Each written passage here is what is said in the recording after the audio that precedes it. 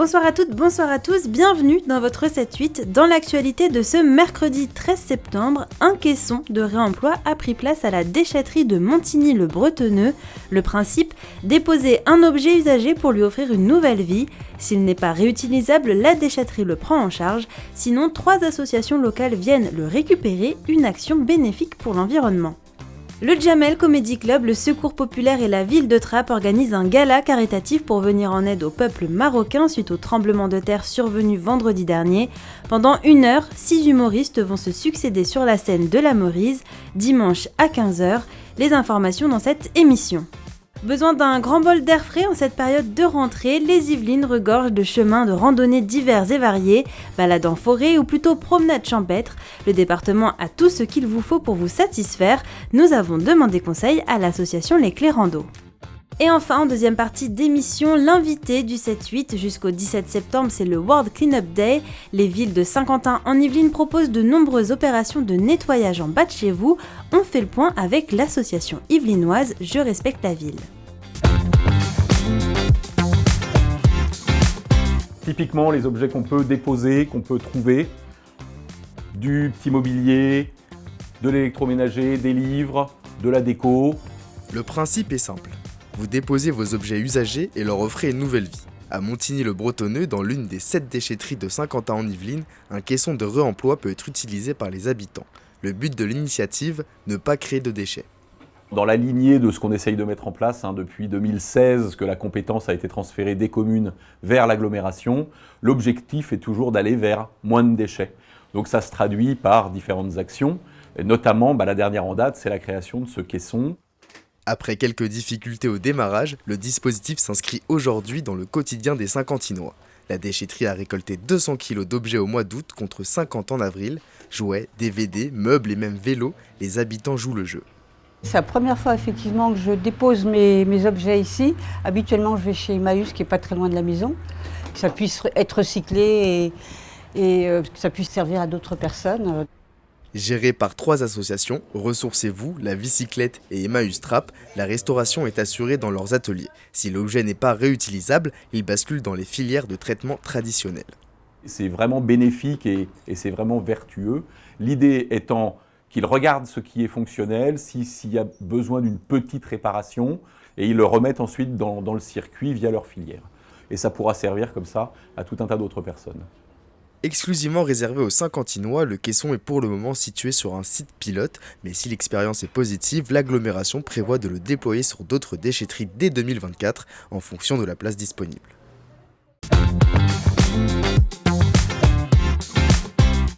Dans le reste de l'actualité, dimanche 17 septembre, la ville de Trappes, le Jamel Comedy Club et le Secours Populaire s'unissent pour un gala caritatif en soutien aux sinistrés du tremblement de terre survenu au Maroc. 6 humoristes du Jamel Comedy Club se succéderont sur la scène de la Maurise. La totalité des recettes sera versée au Secours Populaire pour financer ses actions au Maroc. Mardi 12 septembre, la Fondation Orange a remis des diplômes à des femmes yvelinoises isolées de l'emploi. Accompagnées par le Centre d'information sur les droits des femmes et des familles des Yvelines, elles étaient une vingtaine à avoir suivi des cours sur des outils numériques dispensés par la Fondation Orange. Je suis contente parce que je ne connaissais rien dans l'ordinateur et du coup ça m'a permis d'être à l'aise et puis c'était un groupe sympathique. Quand on venait, il n'y avait pas de, comment je peux dire, on ne se sentait pas sous-estimé. Il y a eu 2 sessions, ça a duré sur 1 an et beaucoup ne sont pas là aujourd'hui parce qu'elles sont par exemple en poste. Toujours du côté de l'emploi, le centre commercial One Nation Paris et ses magasins recherchent de nouveaux profils pour renforcer leurs équipes. Plus de 50 postes sont à pourvoir. Un job dating se tiendra dans le centre jeudi 14 septembre de 14h à 19h. Il était important pour nous de faire ce recrutement, déjà pour pouvoir favoriser le recrutement pour nos boutiques, parce que ça prend beaucoup de temps. Et donc nous avons de nouvelles enseignes, nous avons les renforts de fin d'année, plus des événements que nous allons vivre sur la fin d'année qui nous demandent de renforcer les équipes en magasin.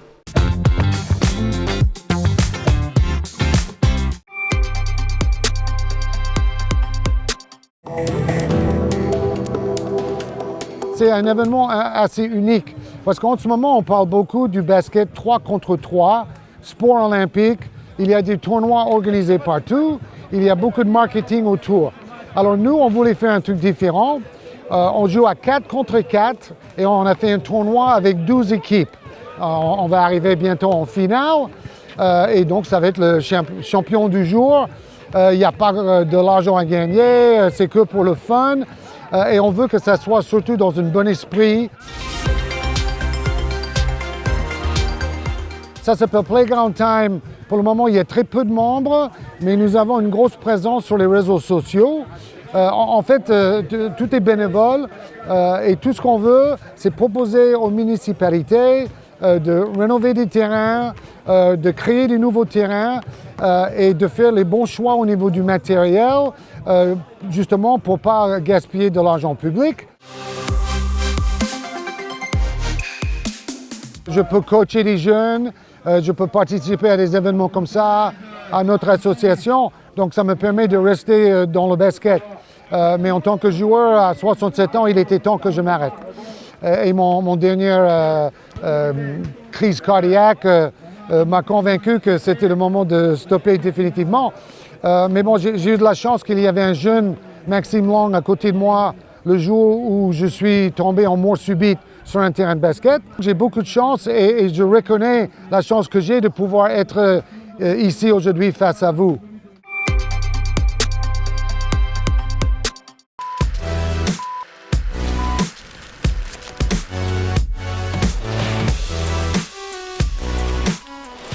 Aujourd'hui, je vais vous présenter Spider-Man Into the Spider-Verse, un film d'animation de 2018, qui est le premier film où on suit du coup Miles Morales, qui est une des nombreuses itérations de Spider-Man dans les comics. Et pourquoi c'est un film dont j'ai envie de vous parler, c'est que non seulement c'est un film qui a à la fois a transformé un petit peu le monde de l'animation, avec un espèce de mélange de 2D, de CGI, qui n'avait jamais été fait auparavant. Quand on regarde ce Spider-Man, on a l'impression que c'est les pages du comics qui prennent vie.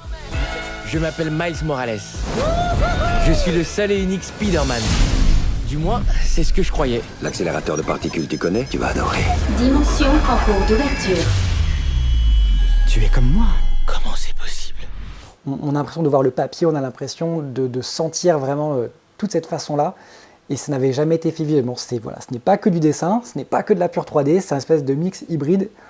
Et ils ont été les premiers à le faire. Et donc, déjà, rien que pour ça, ça vaudrait le coup. Et surtout, parce que on peut souvent avoir des a priori en tant qu'adulte sur les films d'animation. Je tiens toujours à rappeler que l'animation est une technique. Et ça ne veut pas dire que c'est pour un âge particulier ou que c'est pour autre chose. L'animation est juste une technique différente. Mais Spider-Man, c'est un film très mature, sur des sujets très très forts, et sur l'adolescence, sur grandir, sur qu'est-ce que c'est que le poids des responsabilités. Et c'est un film qui, sous couvert, encore une fois, de film d'animation, on se dit, allez, c'est pour les jeunes, c'est pour les enfants, je vais aller le voir, et qui même en tant qu'adulte, je peux vous dire, vous prend aux tripes, et vous amène sur une histoire où vous n'y attendez pas. Et voilà, c'est, je pense, tout style confondu, pour moi, un des meilleurs films de super-héros de ces dernières années. Et c'est donc un film à voir.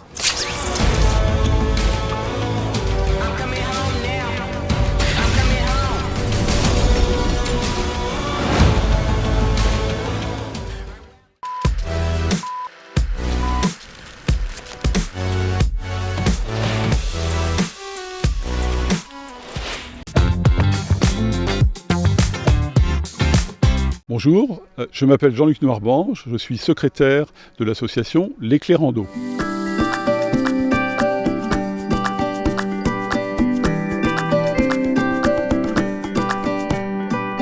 La caractéristique de notre club, c'est d'organiser des randonnées tout au long de la semaine et selon des rythmes et des endroits différents. Ce qui est important pour nous, c'est 3 objectifs.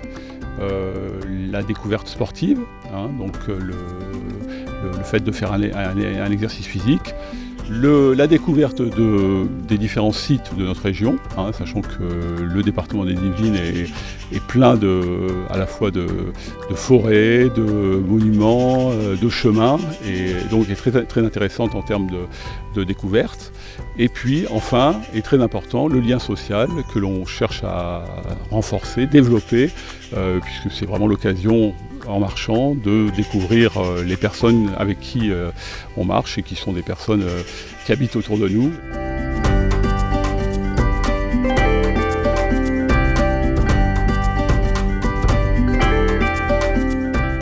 Alors, on a par exemple une randonnée en pleine ville, au Vésinet, qu'on appelle le circuit des petites rivières, qui est vraiment un petit circuit plat de 7 km qui va se promener dans des petits chemins et qui nous permet de découvrir les très belles demeures de cette ville assez cossue des Yvelines.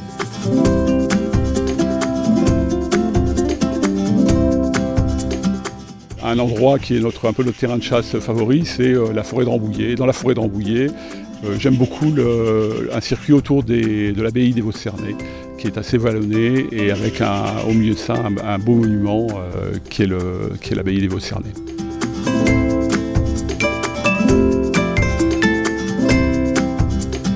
Un autre type de circuit qui va être un circuit plus à travers champs et découverte des villages, qu'on appelle le circuit des Trois Lavoirs, qui va de Benne, en passant par Davron et Thiviers-Valgrignon, et Crépierre également, voilà, qui fait une vingtaine de kilomètres.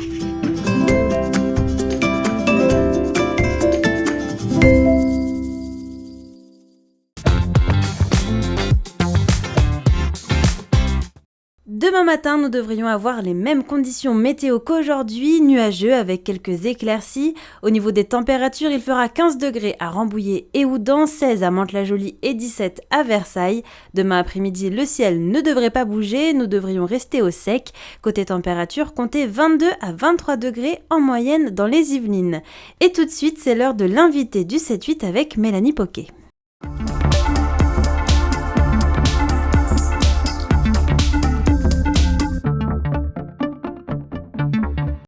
Une journée mondiale du nettoyage de la planète, le World Cleanup Day, c'est notamment ce samedi 16 septembre et pour en parler avec nous, Annie Rosba, bonjour. Bonjour. Vous êtes responsable de l'association Igny-Montaigne Je respecte ma ville et vous organisez notamment le rendez-vous sur la commune de Montigny-le-Bretonneux. Est-ce que déjà vous pouvez nous rappeler l'importance de ce World Cleanup Day? Oui, alors ce qu'il faut que je dise, ce n'est pas que ce samedi.